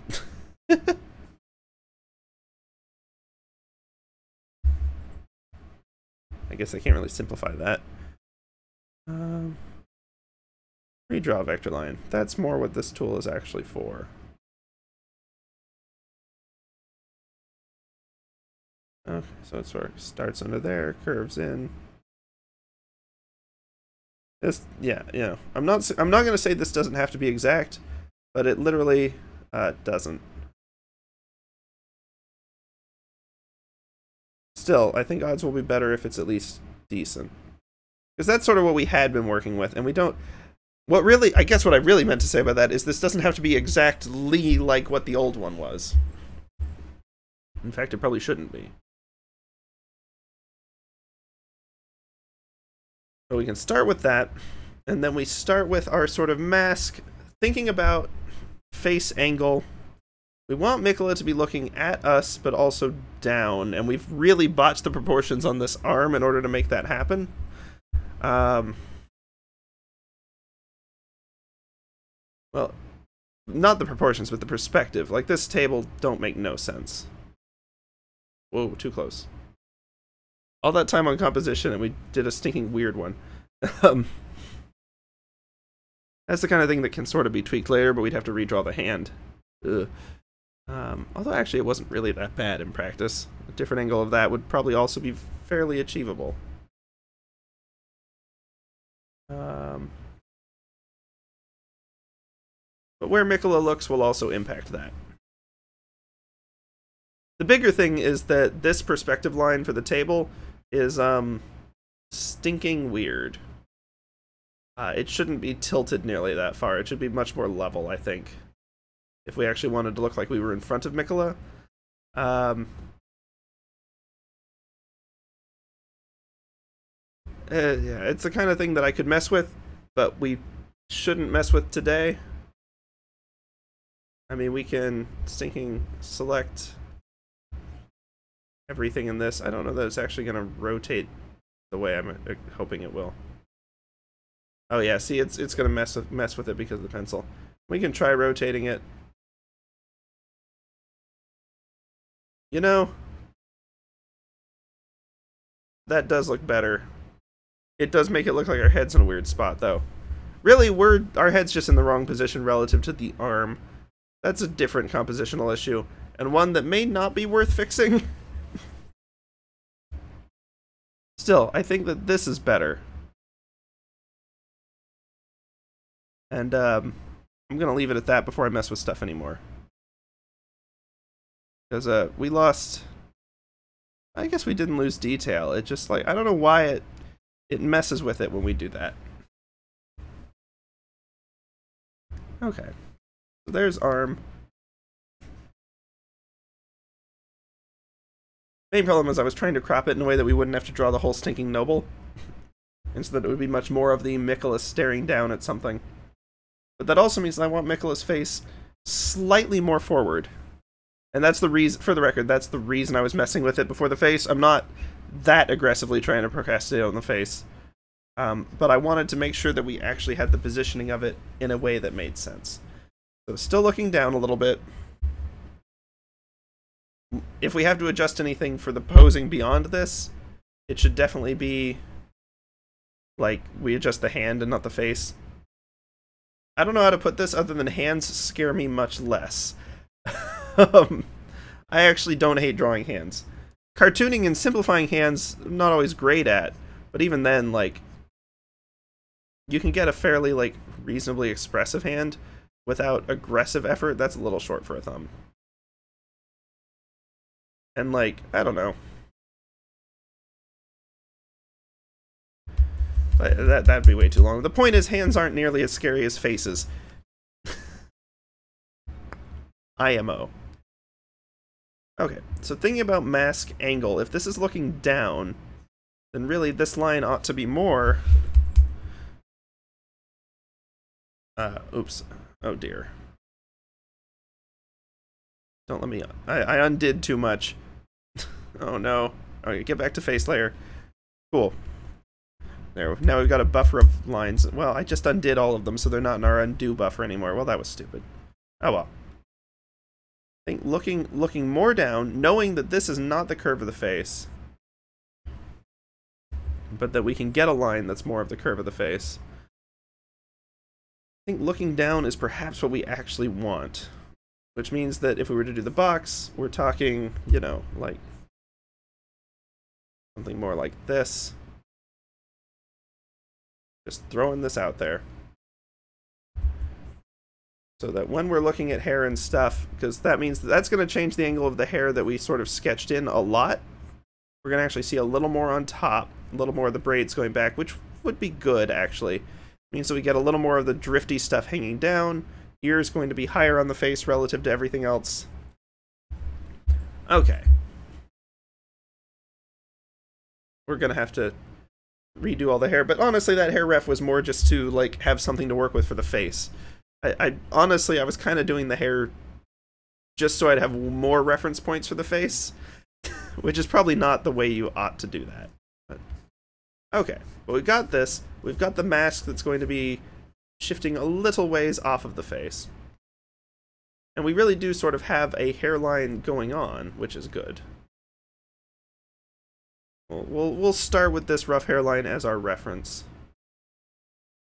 We've got ear. I probably shouldn't have ear yet. Okay, and then thinking about the other ones we had, we're going to start with this. We're going to get chin positioning first. We're going to start with just this nice arc around the skull. I've got too many lines on this layer. I've made such a mess of this. But we'll have the arc around the skull. Zoop. That meets up down here.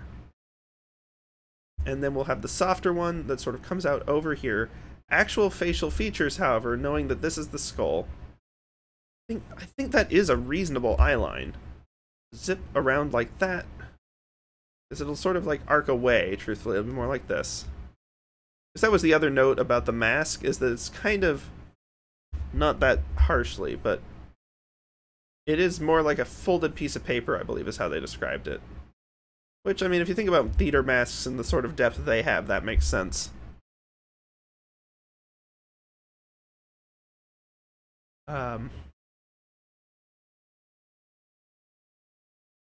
Yeah, see, front on view, you lose so much depth detail.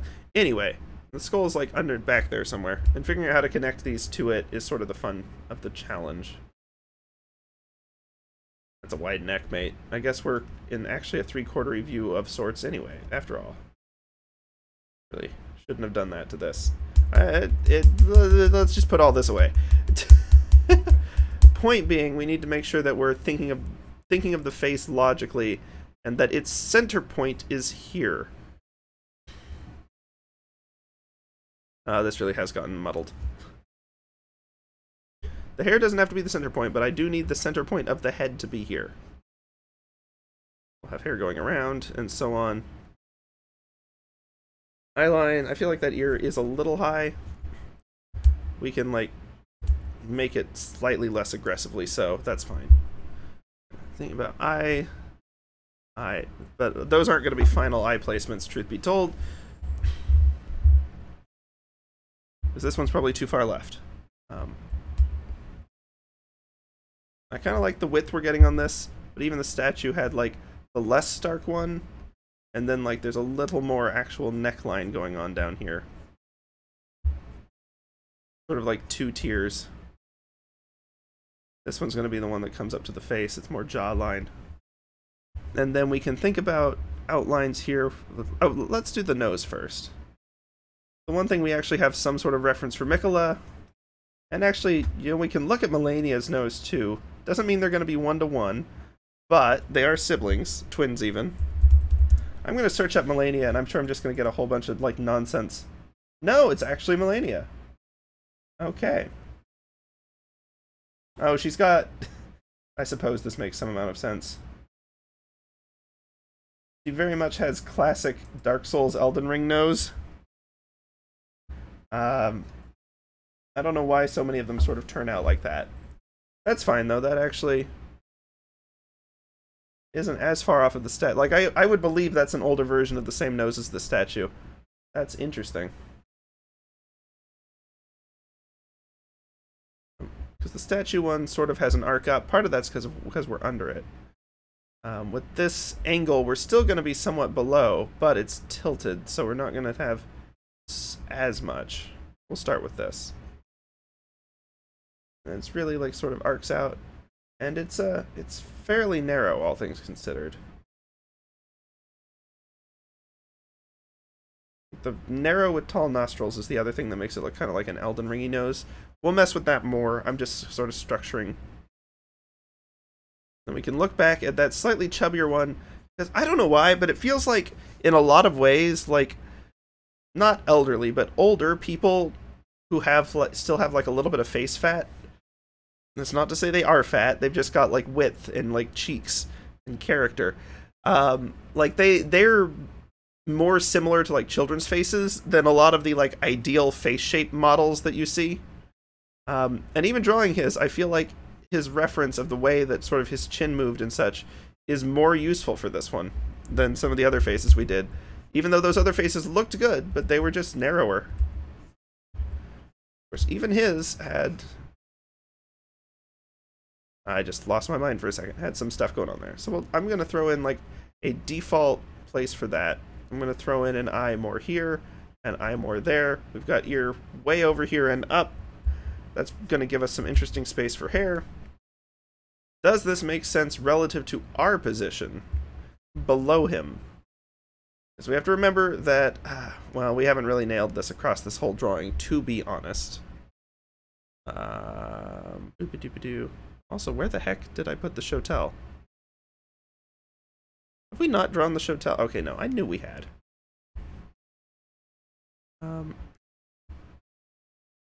But it feels like perspective-wise, we should be more under. Like, if we're actually on the table here, it feels like our sight line is still more here when it ought to be, like, down here and looking up.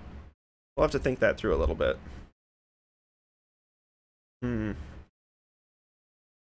Yeah, we haven't exactly nailed the in the shoes of the victim look with this one. Maybe something we have to revisit, or something we can tweak more. I just don't want to spend another 3 streams on composition. Ah! Ah, well. We'll do what we need to do, whatever that ends up being. Okay. Ouch, ouch. Okay. So I want to look at some of these references that we've got in Pinterest. For eye shapes. This one, actually no, hold on. Let's look at this one. I like it because this one's still got the roundness of the kid's eyes, but it's not like an excited or happy expression. It's still fairly stern. That's not to say all kids' eyes are rounded, but like, you know, you tend to think of them more that way. And we don't want this style to end up over, like, making Miquella look too old, even though he technically is. Once again, this sort of triangle shape is not unlike the one we had with the man with the wild expression. I'm going to throw eyebrows there. That's at least something to work off of. Okay. Few things. Chin down here is, like, not well enough defined. I think we still want, like, a little more sharpness to it, even if we've still got baby fat kind of around the face. This, I think, also ought to be a little sharper. Especially knowing who his sister is. Finally, part of this eye ought to be properly obscured by the nose, not just like next to it. Look at that. Okay. Zooming out, that looks like too much forehead. We're probably gonna have to drop the hairline even more, which makes sense with this box, actually. Means our mask is going to be shaped more like this. I believe it. That's face placement. And ultimately, it does still kind of line up with our old one, but it's at a more downward facing angle, which I think is what we want. We throw the POV one back in there, even though it's not at all POV. It still looks like Miquella is like too far away to be actually going after us. I think what we're gonna need to tweak for this, there's two things. Okay, there's two things we need to tweak on this one. I'm not necessarily looking forward to either, but they are the kind of thing that we can mess with as we're refining this a little bit without overly breaking things. One of them is the perspective we're at is wrong. It looks like our head is literally on our stomach, which would imply that we're... I don't even know what that would imply. It makes no sense. It just ain't right. The second one, and this is probably the bigger issue, is in fact, we could probably lose the hand entirely if we fix this one, because it would still give us the relative. I mean, it would mess with composition, but it would still give us the right relative pose. Is our horizon line on Miquella is bad. Like, this is like drawing from a front view. It feels like we're like eye level, kind of eye level with him. Like maybe a little below, like maybe we're eye level with his shoulder. With their shoulder. I don't like the idea of that. Don't you hate when you come back to a piece and then you can see the major problems that there were with it, and you're like, oh no. Practice warm-ups has the potential to be a very exciting folder. Boom! Entire page destroyed. Okay. Because we can see the tops of his shoulders. If we're below Miquella, we should not be able to see that. Right now, our sort of perspective on him, if you'll let me... Fine, whatever. Our perspective on him is something like, we've got the box, we can see, whoops, we can see that. We've got this. Like, down here we're above it, because you can sort of see, like, over the top of this lower box. Here, yeah, I'll actually box this out. Sort of what I'm looking at here. We're, like, definitely above both of these, though, is the problem. And then face, we're kind of still too level with. We can see the top of the nose. I don't think we shouldn't be able to see that much at the top of the nose. So, like, if we hide everything else... hold on, let's get this one back. Yeah, we can see the stinging top of his head. What was I thinking with that? So, like, we're here. That means that our viewpoint is, like, pretty stinking high up. We can see above all this. Also, that's kind of inconsistent. I mean, the tilt of the head helps with this one. That's why we'd be able to potentially see some of that. But that's not really what we need to be having happen here. What we need is something more looming. We've got this, we can see underside. Even if it's leaning towards us, we can see underside more. And even this ought to be above where we can see. Like, these sight lines are coming down like that. The arm, we should be seeing the bottom of it. Hold on, oh, whoops. Miquella, we've got the arm there. Okay. If the arm is here, say, we should really be seeing underneath it, not just like a straight-on view. Hold on, that was... Ah, okay, that's literally ought to be connecting with the shoulder then. So we're freeforming a little. Okay.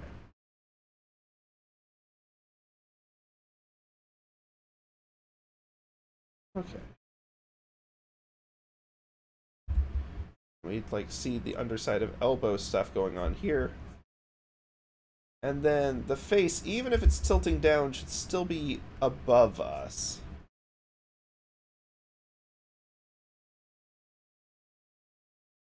This has more sideways tilt than it really ought to, although that kind of leans into the pose. So like this even, like, even that still doesn't fully do it. But at the very least, we can't see the top of anything. Like this, some of this ought to be more steep if we really want to lean into this as being a figure that's looming over us.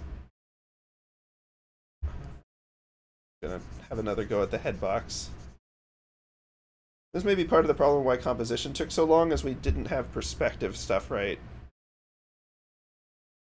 So if you're looking up at someone, like, even if they're tilted down, like that part of the head's still going to be obscured by the body.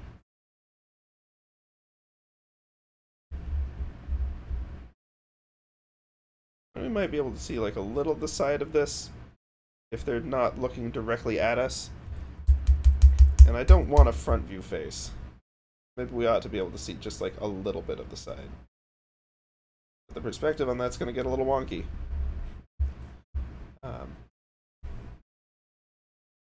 Interesting. So this is definitely more of a looming figure. It's still not as looming as I'd like, because we really want this to be an intimidating. That's why I should have practiced more gesture drawings. Right, single perspective point is going to be somewhere over here theoretically. So we want really tight lines on this. That, even with the angle, let's start with that. Because you want the horizon line. By the way, apologies for many months ago when I tried to do that perspective video, well before I should have. Horizon line is roughly where your eye level is. So if your eyes are low, then all of this stuff would be above it. That should actually be more sharp, theoretically.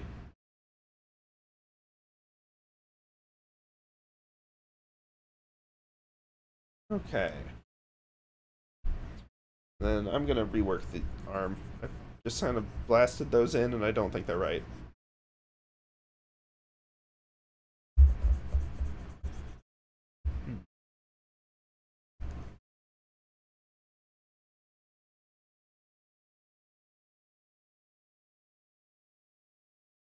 Head angle is going to be different, but it should still have similar vanishing points, I think.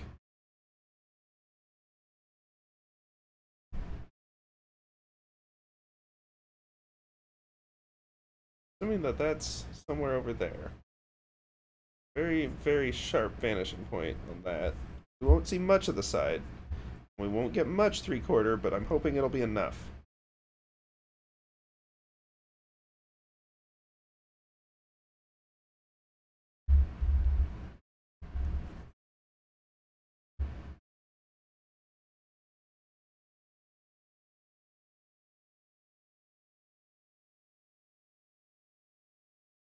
Because that's not the neck, that's literally the floatingness of the head. If we actually want the neck, we can like have another box that sort of like fits in here.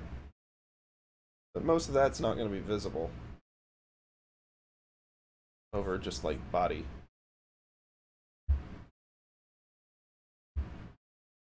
I just have to stop mentally seeing this as the neck and realize that it is in fact box.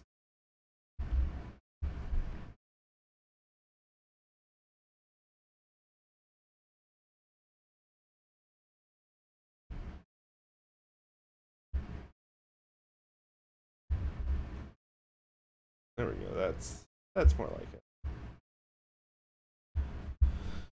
Okay. Assuming that this is a normal rectangle, we can sort of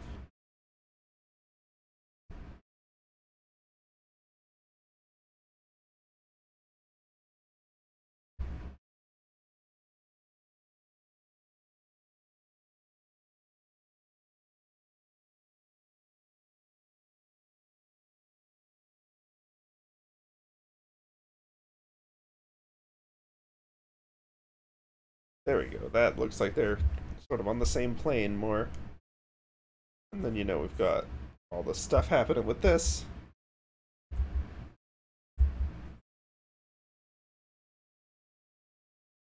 And if this is our eye level, then honestly, maybe the bed should even be like some, like the not the bed, the sort of altar thing ought to be here. And we'd really only be able to see like our own shoulder. Like, I don't know, if you're laying on a bed and you look over to your side and looking up, you're really just seeing like a little bit of your shoulder here, and not much beyond that. Keeps this much closer, makes Miquella look kind of distant by comparison on size still. Oh boy. Close enough to stab, though.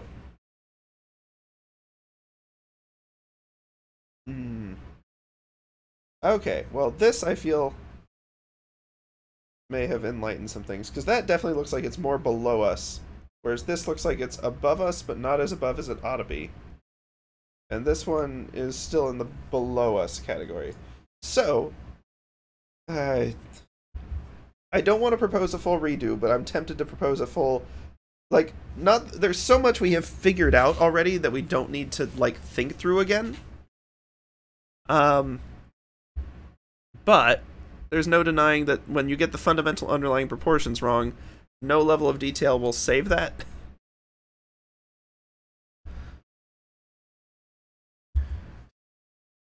So we've already got like motions and stuff for the fabric, we just need to think about it from a slightly different angle.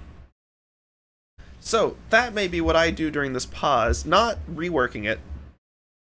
Don't worry, y'all are going to see the whole stream process for that. However, I'm going to go do some mock-up models of this pose from more extreme angles and with more extreme perspective, and see if we can't get something a little bit more exciting. I know after all of that composition practice from way back when, this feels nightmarish, but I think that this will actually probably resolve the underlying composition problems we were having of why it looked like nothing was on the same plane and relative distances were bad.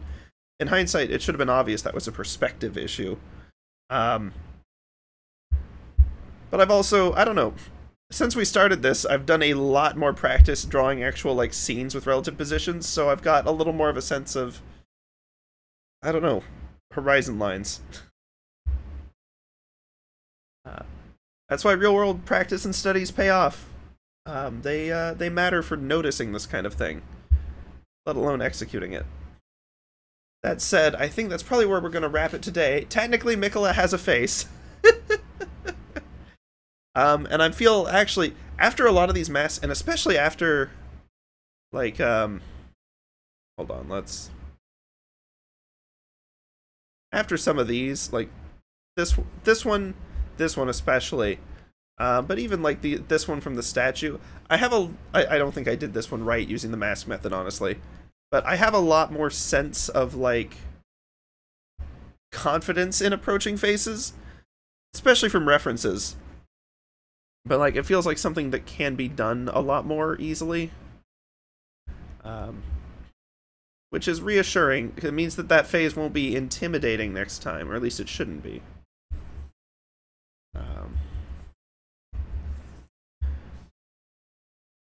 Let's see.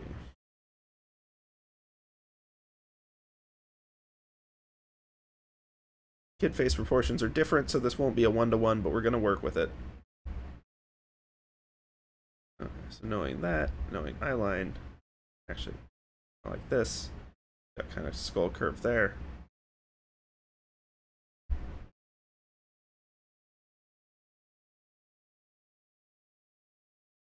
Pretty sharp back up. Very little of ear visible, but just the tiniest bit. We're not quite on a one-to-one, like, head-on. You can tell the nose is, like, slightly more to one side than the other, even though you can mostly see the whole thing. We've got ourselves these eyes with really, like, aggressively defined eyebrows. This is a very, like, modeled and posed picture, and I'm wondering who the heck is taking this kind of thing. Okay, so maybe we need to make this a little... Well, nope, hold on. Yes, we need to make sure that the face outline is sculpted correctly. However, I have a bad habit of trying to move the silhouette to fit the face when the issue was the other way around. So, let's think this through. That said, I do think we probably need to trim a little off of the roundness on this. The skull isn't like a full round from the front. So we'll do that, but just like a narrow in and then back out again.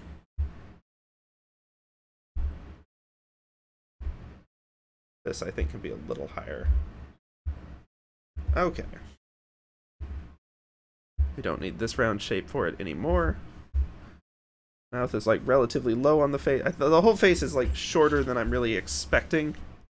I think that's a children's face proportion thing and not necessarily a style issue thing. Although it's, you know, oh no. Oh dear. Okay. That was terrifying. Let's be slightly more cautious with this option. I had to undo quite a bit just to make sure that I didn't do whatever I almost did there. Okay, there we go.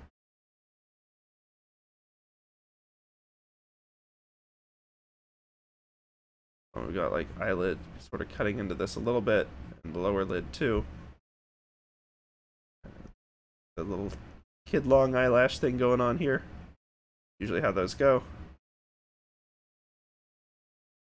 A little bit of eyelid once again going inside of it rather than outside. Get darker eyelashes. That reflection going on. Okay.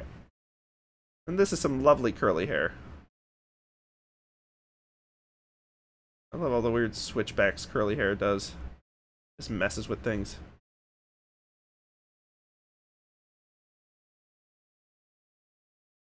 But generally speaking, we're going to try to stick to the silhouette here. We'll like highlight a couple of key curls, just so that there's some texture going on. But really, a lot of these curls are going well beyond the skull. And you can sort of see we've got this part over here. Like small curls, stuff pulls back. Some curls going on. A lot of this is like going off frame, so we're going to just try to get like sort of facsimile of the shapes, not like lean too much into it. Really ends about here. We've got slightly larger curl. We want the overall form.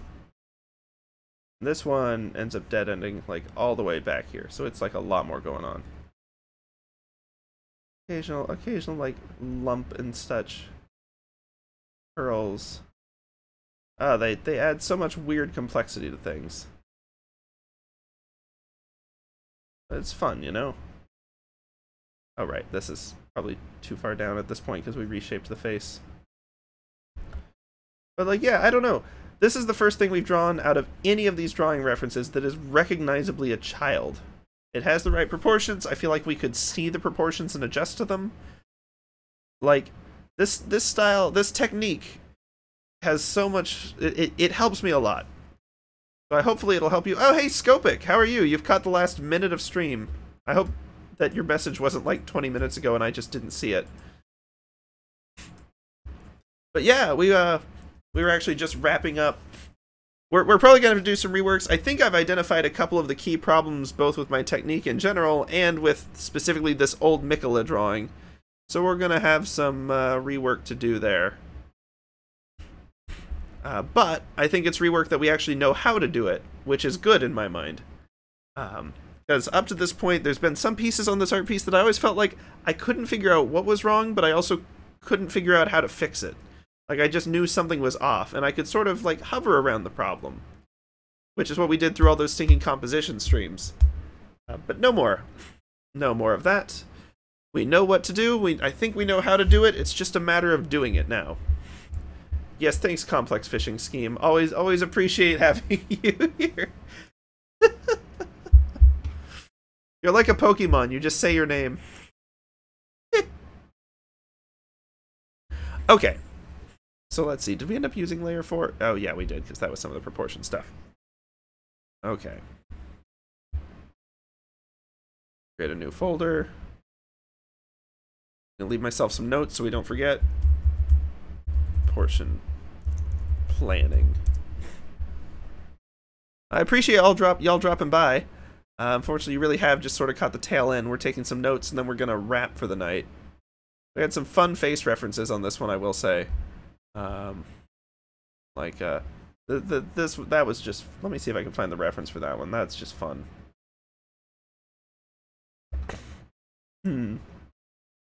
Let's see, it's not these. It was in the fun faces I saved for... Yeah. Fun face references. I mean, look at this guy. I can stinking... Let me scroll over to it. There we go. Look at that. Didn't get the proportions exactly right, but I got the mood. That's just fun. So yeah, I did some research, learned some new techniques, and I think we're about to get better at faces. Not perfect, mind, but better. So I'm excited. Okay. Notes. That's right. I actually leave myself stinking notes in this. Ah, rats. Okay. So, 1. Face mask plus goal orb method. We should not have that be white. Terrible text color for this. Why did I think that would work?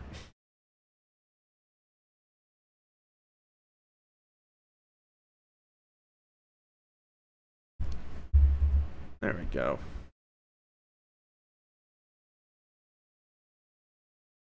Two. Oh. Let's just fix it now. No! The opposite of that. Why? Why would that be the thing you thought I wanted? Any color that isn't that. Oh boy. Okay, well, notes formatting doesn't matter so much. Should definitely use the actual like built-in notes tool that this has, that I always forget is there. Buried somewhere in here. It's like another view, I think. Or maybe that was Krita that had that. I feel like CSP had like a notes option somewhere. Ah, well, we'll fix that later. 2. When drawing eyes, draw eyelids inside the outline.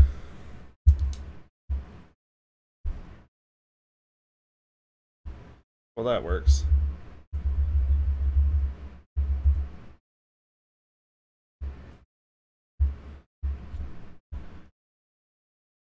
This is going to turn into some horrible, like, modern art piece of notes by the end of it.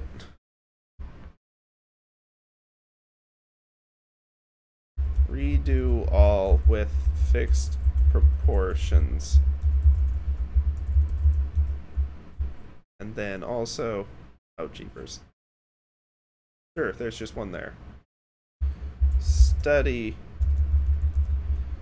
this perspective. And I didn't mean proportions, I literally meant perspective. I'm gonna go write this down in like an actual text editor at some point, more specifically my to-do list, so that it's not garbage. But I want to at least throw this on here to maybe refresh my memory, because I know it's gonna be a little time. Sunday should be all good on streaming though. So like, I'm excited to finally get another one of those morning streams. It's been a little while since we did one. And morning streams don't have quite the hard stop that these evening ones do. So, with that, unfortunately, I think that's going to be the end of it for today. Thank y'all for dropping by. Always fun to see familiar faces and new ones. And, yeah, feel free to drop by again. Or not, you know. I ain't your teacher. You're not graded on participation. But I'm excited to see where this one's going to go, because I feel like we finally found the key that unlocked a few doors that have been blocking us literally since March. So, should see some good progress in the next few. That's my plan. Until then, I hope y'all have a wonderful morning, afternoon, evening, middle of the night, whenever the heck it is. Stinking spherical planets cause weird things with time. And hope that it's a good one. See y'all next time.